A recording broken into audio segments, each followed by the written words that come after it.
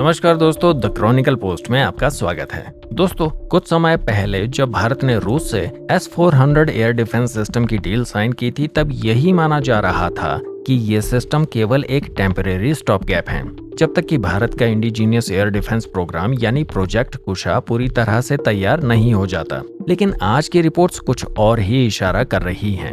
अब संकेत मिल रहे हैं कि भारत S-400 सिस्टम की एडिशनल यूनिट्स के लिए न केवल एक्टिवली विचार कर रहा है, बल्कि कुछ डिफेंस सोर्सेस तो यहाँ तक बता रहे हैं कि S-500 को लेकर भी इंटरनल लेवल पर सीरियस डिस्कशन शुरू हो चुके हैं। ये वही S-500 है जिसे रशिया ने अभी तक किसी भी दूसरे देश को ऑफर नहीं किया है। लेकिन क्या भारत को ये मिसाइल डिफेंस सिस्टम मिल सकता है? इस पर बात करने से पहले हम S-400 की बात कर लेते हैं। तो भारत ने इसकी 5 यूनिट्स का ऑर्डर पहले ही दे दिया था, जिनमें से अभी तक केवल 3 ही ऑपरेशनल हैं। चौथी यूनिट की डिलीवरी 2026 तक होगी और 5वीं 2027 तक आएगी। यानी जो डिलीवरी शेड्यूल पहले से तय था, उनमें डिले हो चुके हैं। लेकिन इसके बावजूद भारत इन सिस्टम्स की और यूनिट्स लेने के लिए इंटरेस्टेड क्यों है? इसका जवाब हमें मिल सकता है ऑपरेशन सिंदूर की घटनाओं से, जहां भारतीय सेना ने इस एयर डिफेंस से 300 किलोमीटर से भी ज्यादा दूर से एक हाई वैल्यू एरियल टारगेट को इंटरसेप्ट किया। ये टारगेट एक पाकिस्तानी अवैक्स था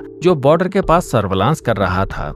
S-400 की वजह से न सिर्फ उस टारगेट को न्यूट्रलाइज किया गया, बल्कि इसके बाद पाकिस्तान की पूरी एयरफोर्स डिफेंसिव मोड में जाने के लिए मजबूर हो गई, क्योंकि S-400 की स्ट्रेंथ सिर्फ उसकी 400 किलोमीटर की मिसाइल रेंज में नहीं है। असली गेम चेंजर है उसका 96L E6 रडार सिस्टम, जिसकी ट्रैकिंग कैपेबिलिटी 600 किलोमीटर की है। और जब ऐसा रडार दुश्मन को ट्रैक कर रहा हो तो मिसाइल लॉन्च किसी भी समय हो सकता है, और यही डर दुश्मन के प्लेटफॉर्म्स को पीछे हटाने के लिए सफिशिएंट होता है। इसी कारण से पाकिस्तानी एयरफोर्स ने अपने अटैक्स को लंबी दूरी से करना शुरू कर दिया, जिससे उनकी मिसाइल की एक्यूरेसी गिर गई और मिशन इफेक्टिवनेस बहुत नीचे चली गई। यानी सिर्फ एक S-400 स्क्वाड्रन ने पाकिस्तान की पूरी एरियल स्ट्रेटजी को डिफेंसिव बना दिया।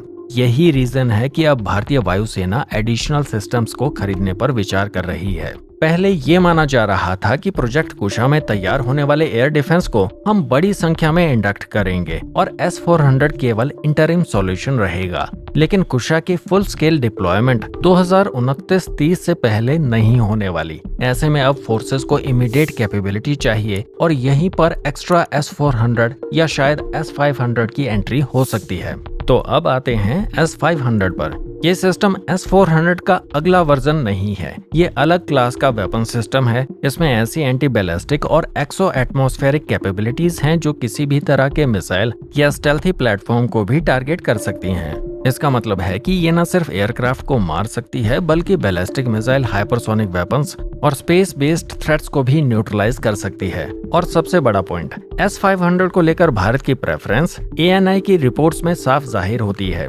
डिफेंस सर्कल्स के अनुसार एयरफोर्स इसको S-400 से भी ऊपर प्रेफर कर रही है, क्योंकि इजराइल और ईरान के हालिया कॉन्फ्लिक्ट में हमने देखा कि एयर डिफेंस सिस्टम्स को सैचुरेट किया जा सकता है, चाहे आपके पास कितने भी इफेक्टिव सिस्टम हों। अगर उनके नंबर सफिशिएंट नहीं हैं तो वो ओवरवेल्म हो सकते हैं। इजराइल का आयरन डोम भी इनिशियल सक्सेस के बाद सैचुरेट हो गया था। भारत के सामने भी चाइना जैसा एडवर्सरी है, जिसके पास लॉन्ग रेंज बैलिस्टिक मिसाइल और क्रूज मिसाइल का आर्सेनल लगातार बढ़ रहा है।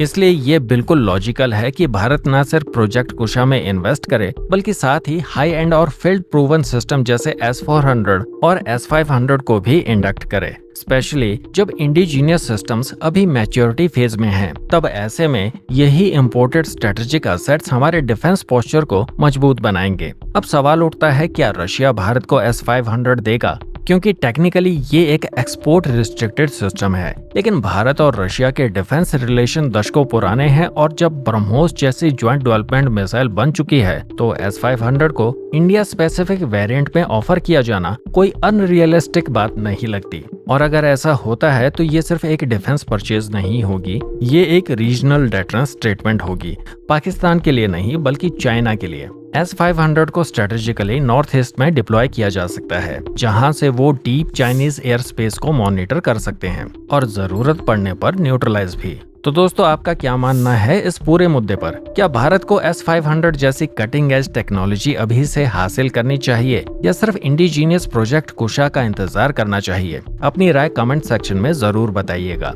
और अगर आप मिलिट्री टेक्नोलॉजी, स्ट्रेटेजिक अफेयर्स और स्पेस इनोवेशन से जुड़े वीडियोस में इंटरेस्टेड हैं, तो द क्रॉनिकल पोस्ट को सब्सक्राइब करना भूलिएगा मत। मिलते हैं एक नई वीडियो में एक नए टॉपिक के साथ।